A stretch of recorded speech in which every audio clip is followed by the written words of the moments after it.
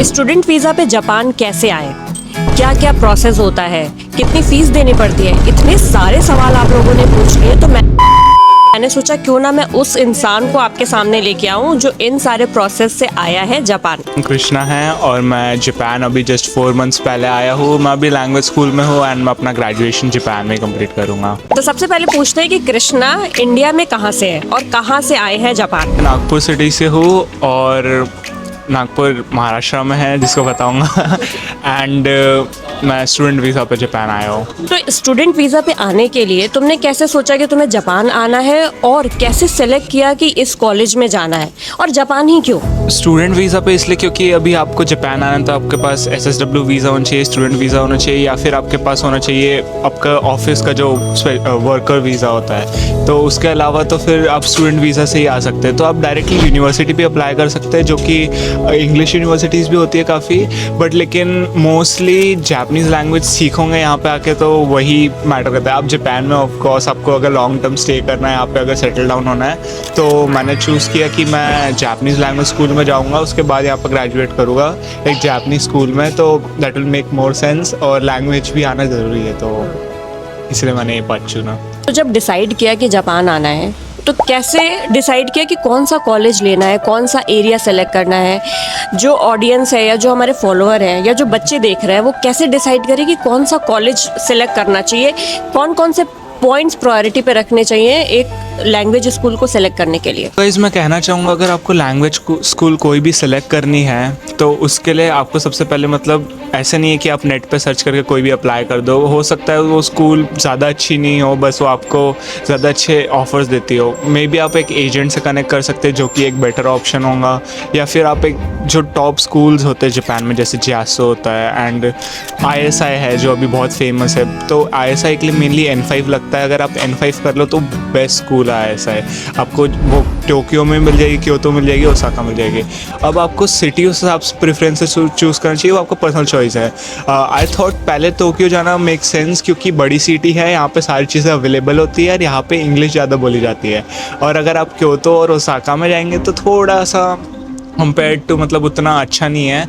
तो I think पहले Tokyo experience कर लिया तो बाद में अगर आपकी जापानीज़ और रीजनल जापानीज़ आप फिर सुनते हैं थोड़ा तो आपको फिर वो समझ आ जाती है। तो फिर आप वो बाद में धीरे धीरे यूज टू हो जाते हैं, तो आप वहाँ पे भी मूव ऑन करके वहाँ की भी लाइफस्टाइल देख सकते हो। तो मैंने फिर वैसे सोचा कि टोक्यो आते हैं, फिर यूनिवर्सिटी वगैरह क्योतो ओसाका या फिर कहीं और भी कर सकते हैं। मेरा सवाल है कि जापान आने से पहले लैंग्वेज स्कूल का क्या एनरोलमेंट प्रोसेस होता है, कि कौन से डॉक्यूमेंट जमा होते हैं, कितनी फ़ीस जमा होती है, या कोई रिटन टेस्ट होता है या कौन सा टेस्ट होता है जिससे इजी होता है, और क्या टिप दोगे कि वो बच्चे सेलेक्ट हो सकते हैं उसमें जल्दी? एक्चुअली आपको जापान आने के लिए लगता है COE गवर्नमेंट का लेटर होता है कि भाई ये बंदे ने कोई क्राइम कमिट नहीं है किसी कंट्री में, ना जापान में कुछ गलत किया है। तो वो डॉक्यूमेंट आपका पूरा आपके जो यहाँ के डॉक्यूमेंट है वो जापानीज़ गवर्नमेंट टोक्यो ऑफिस में जाते हैं, वहाँ पे गवर्नमेंट पूरा रिव्यू करती है, देन आपको वो COE बैक मिलता है। तो COE के लिए आपको डॉक्यूमेंटेशन लगता है, आपके फाइनेंशियल स्टेटमेंट देना पड़ता है। अगर आप मेरे जैसे सेल्फ फंडेड स्टूडेंट आना चाहते हैं तो आपको पूरा डॉक्यूमेंटेशन देना पड़ता है। तो उसके लिए फैमिली का आपका पूरा दिखाना पड़ता है कि आपके पास कुछ 12 लाख से 20 लाख का रिज़र्व है पहले से ही।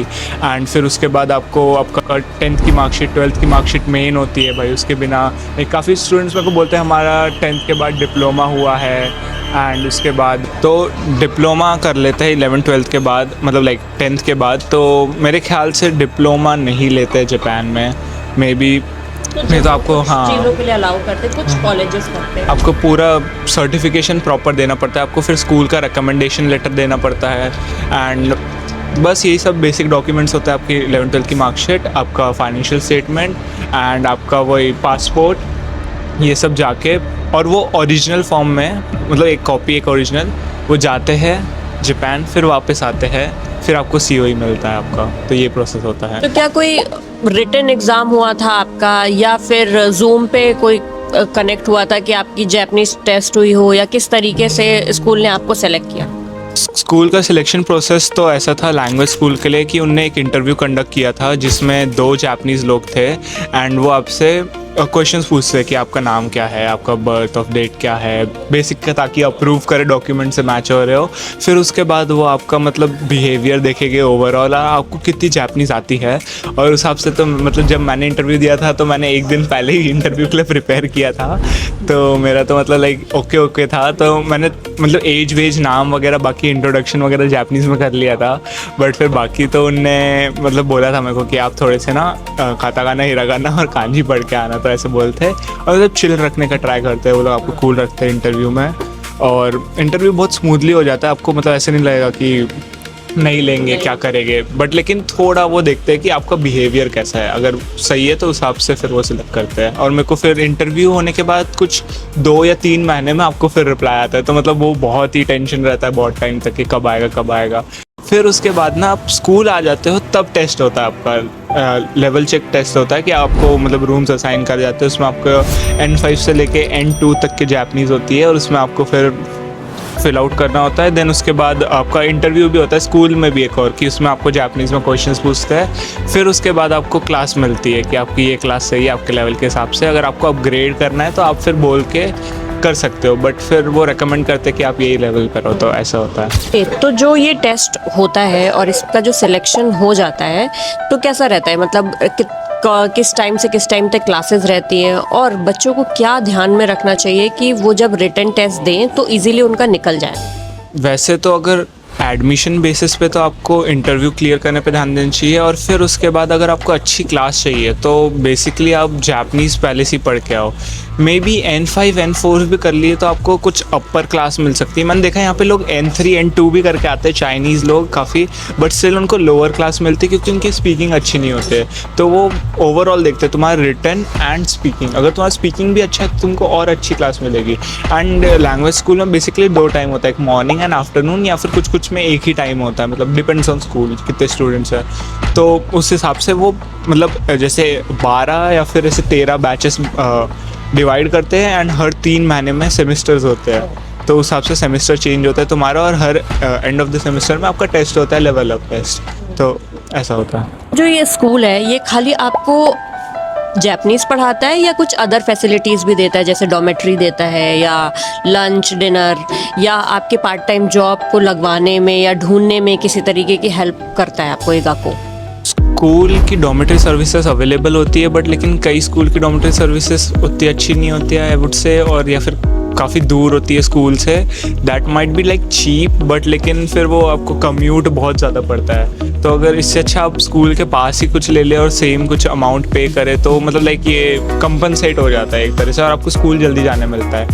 एंड स्कूल हाँ आपको बहुत हेल्प करता है। बेसिकली जब से मैं आया हूँ तब से लेके अब तक के स्कूल ने मेरे को मतलब मेरे कौन से स्कूल में एडमिशन लेना है फ्यूचर में, जापान में क्या गोल है, देन पार्ट टाइम के लिए भी उनने मेरे को काफ़ी सारे मतलब वेबसाइट्स रेकमेंड किए, काफ़ी चीज़ें रेकमेंड की, एंड स्कूल में भी इनफैक्ट पोस्टर वगैरह लगाते रहते हैं। एंड रिसेंटली अभी 2-3 दिन पहले क्या हुआ था कि मेरा पार्ट टाइम का, मैंने सेंसे को बताया मेरा एक इंटरव्यू होने वाला है कल, तो मेरी जो क्लास टीचर थी उस दिन की, उसने बोला ओके चलो हम क्लास होने के बाद प्रैक्टिस करेंगे। एंड क्लास हुई, एंड उनने खुद ही बेंच अरेंज कर दिया मेरे लिए, एंड उनने खुद 15-20 मिनट अच्छे से इंटरव्यू लिया और उन्हें बताया ऐसा होता है ऐसा होता है। मतलब मेरे को ये लगता है कि जापानीज़ लोग काफ़ी काइंड एंड केयर टेकिंग लगते हैं, एंड स्कूल वाले बहुत अच्छे से मतलब सपोर्ट करते हैं कि आपकी जर्नी स्मूथ हो, एंड वो इंश्योर करते हैं आप सिक्योर रहे जापान में। तो ये अच्छी बात लगती है मेरे को। तो जो आप ये GACO में एडमिशन लिया है तो इसकी फ़ीस कैसी है, मतलब आप मंथली पे करते हो, साल में आपने कितने दिए, या 6 महीने का है? मतलब अगर आप बताना चाहो तो कि फ़ीस कितनी है, मतलब एक बच्चे को आने से पहले कितना अमाउंट प्रिपेयर करना पड़े, और डॉर्मेट्री के लिए कितना पे करना पड़ता है? GACO में आने से पहले आपको GACO 2 चॉइस देती है। आप 6 मंथ्स का पे कर सकते हैं, फिर 6 मंथ्स का बाद में कर सकते हैं यहाँ पे, या फिर आप डायरेक्टली 1 साल का पे कर सकते हैं। तो मेरे प्रेफरेंस में आप 1 साल का ही पे करके आए। अगर आप एक्सपेक्टेशन लेके आते हैं यहाँ पे कि आप 6 मंथ का करके खुद से करके यहाँ पे कर देंगे, यहाँ पे नहीं हो पाता है इतना ईजीली, बहुत मुश्किल होता है क्योंकि आपको खाना, रेंट एंड बाकी ट्रैवल एक्सपेंसेस भी लगते हैं यहाँ पे, जो कि 10,000-20,000 येन लग जाएगा अगर आप डेली कम्यूट कर रहे हैं कहीं ना कहीं। तो जो मेरा GACO का फ़ीस है वो अगर मैं ईयरली बताऊँ तो वो INR में अराउंड 4 to 5 lakhs होता है। एंड देन डॉमेट्री का फ़ीस वो वेरी करता है, तुम्हारे को कितनी लग्जरी चाहिए उस पर। बट मैं अकेले रहना प्रेफर करता हूँ एंड मैं शेयर हाउस में रहता हूँ। तो शेयर हाउस का मेरे को जो मेन सिटी के पास है मेरा, जैसे इकेबुकुरो शिंजुकू के पास लोगे आप, टोक्यो के पास लोगे, तो उसका अराउंड आपको 50 to 60,000 येन आ जाता है, जो कि INR में 30,000 to 28,000 आ जाता है सिर्फ रेंट पर। लेकिन मेरे रेंट में यह है कि मेरा वॉशिंग मशीन का फ़ीस कवर होता है, वाईफाई कवर होता है, वाटर बिल आ जाता है, इलेक्ट्रिसिटी बिल आ जाता है, उसमें बेड मिलता है, AC, फ्रिज और कुकिंग के लिए भी रहता है, तो ऑलमोस्ट सब कवर हो जाता है। तो अगर आप इंडिविजुअली भी अपार्टमेंट लेके रहते हैं तो उसमें आपको electricity, water, washing machine, wifi अलग से देना पड़ता है, तो वो सब कवर होके एक ही हो जाता है मेरे हिसाब से। तो I would recommend share house में रहो या फिर किसी के साथ पार्टनर में रहो इफ़ पॉसिबल। या तो अब मैं अब आपसे पूछूंगी, आप वेजिटेरियन हो या नॉन वेजिटेरियन? मैं वेजिटेरियन हूँ और मैं नॉनवेज बिल्कुल भी नहीं खाता हूँ, मैं अंडा भी नहीं खाता हूँ। तो वेजिटेरियन जापान में तो थोड़ा मुश्किल होता है, बट लेकिन अगर आपको बाहर खाना है तो टोक्यो में रह रहे हो तो बहुत सारे वीगन रेस्टोरेंट मिल जाते हैं, वीगन रामेन वगैरह एक्सपीरियंस कर सकते हो और बहुत सारी चीज़ें हैं। एंड मेनली सुपर मार्केट, जैसे अगर मैं किसी दिन बाहर हूँ सुपर मार्केट में मैं मेंटेन करने के लिए, मतलब जैसे बनानास खा सकते हो आप। कुछ मैंने 2-3 रामेन देखे जिसमें कुछ नहीं होता है, मतलब लाइक कप नूडल्स होते हैं वो एकदम सही होता है, आप वही सुपर मार्केट में जाके ही बना सकते हो और उसको खा सकते हो।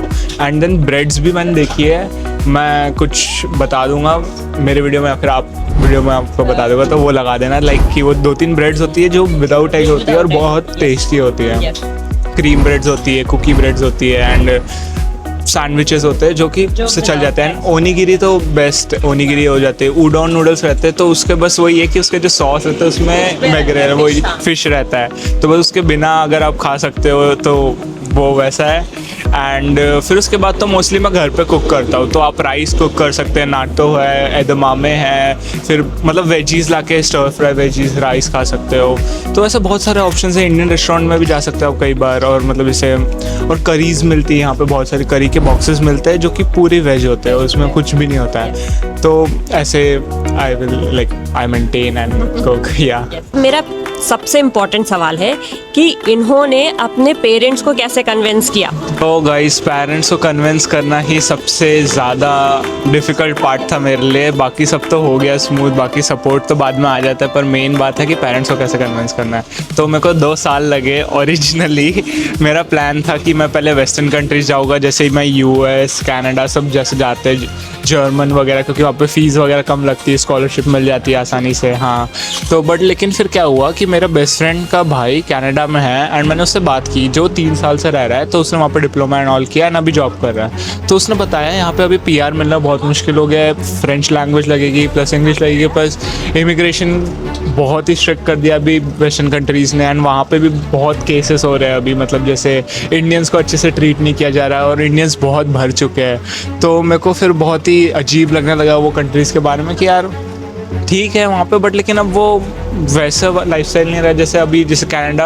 अब जापान ऐसा हो गया कि वो कनाडा जैसा हो गया, मतलब कनाडा ने 10 साल पहले आज से जो इमिग्रेशन खोला था अपना, वैसा जापान अब हुआ है कि अब वो इमिग्रेशन खोल रहा है और फॉरेन स्टूडेंट अपॉर्चुनिटीज़ दे रहा है। जो अभी आ गया it's a golden time phrase उनके लिए कि भाई अभी आके वो अपॉर्चुनिटी ग्रैब कर लिए, फिर बाद में जापान भी कम कर देगा। जापान तो बहुत ही स्ट्रिक्ट है फिर इसको लेके। तो मैंने सोचा कि फिर जापान जाने का मतलब मेरा पहले से ही था, क्योंकि बचपन से वो सब देख रहे हैं ऑल जापान के बारे में, बट मेरे को पता नहीं था कैसे करना है। फिर मैंने 12th के एंड में आते आते मैंने डिस्कवर किया कि मेक स्कॉलरशिप होती है।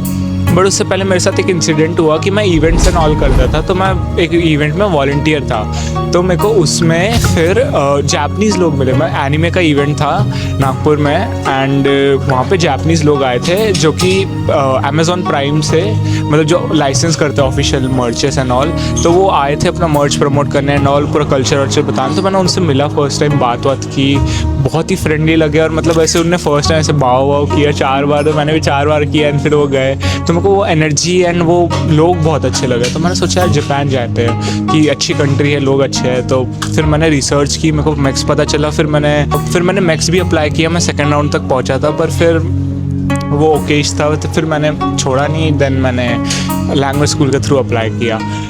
पेरेंट्स की बात है तो पेरेंट्स उनको मैंने बोला कि ये मेरा करियर है, मेरे को ये करना है, ये कंट्री में जाऊंगा, अपॉर्चुनिटी है, इंडिया में नहीं है इसकी अपॉर्चुनिटी। एंड मैंने उनको बैठ के बहुत समझाया। एंड बहुत लोगों से पेरेंट्स ने बात की। पेरेंट्स को, इंडियन पेरेंट्स का होता है ना, ये कंफर्म करेंगे, बच्चे पे विश्वास नहीं करेंगे और वो पूछेंगे कि 10 लोगों से कि ये सही कर रहा है कि नहीं कर रहा है। तो मैंने खुद से करके उनको बताया।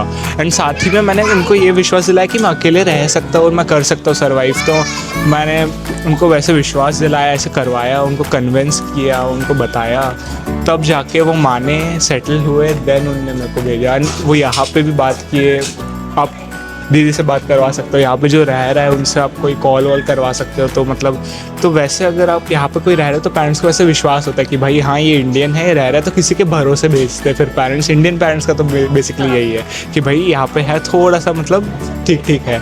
तो वैसे आप कन्विंस कर सकते हैं। एंड पेरेंट्स को बताइए कि आपको क्या करना है, आपका जो पैशन है, नॉट ओनली जापान, कोई और भी कंट्री जाना है तो कन्विंस कीजिए और उसको प्रूफ कीजिए अपने पेरेंट्स। बोला कि कन्विंस करना है। कन्विंस करने से भी ज़्यादा इम्पोर्टेंट होता है कि उनका ट्रस्ट होना चाहिए कि वो उनका बच्चा कर लेगा। देखो, माँ बाप को अंधा भरोसा तो होता है कि उनका बच्चा कभी गलत नहीं होता, लेकिन सही क्या करेगा इसको कन्विंस करना आपकी रिस्पॉन्सिबिलिटी होती है। आई होप कि इस वीडियो में आपके सारे सवालों के जवाब मिल गए होंगे। कृष्णा का अकाउंट टैग कर दूंगी, आप उससे भी डायरेक्ट कांटेक्ट कर सकते हैं। इसी तरीके की वीडियो के हम दोनों को फॉलो कर लीजिए, मैं पेज ज़रूर टैग करूंगी। चलिए मिलती हूँ मैं आपसे नेक्स्ट वीडियो में। बाय। Thank you.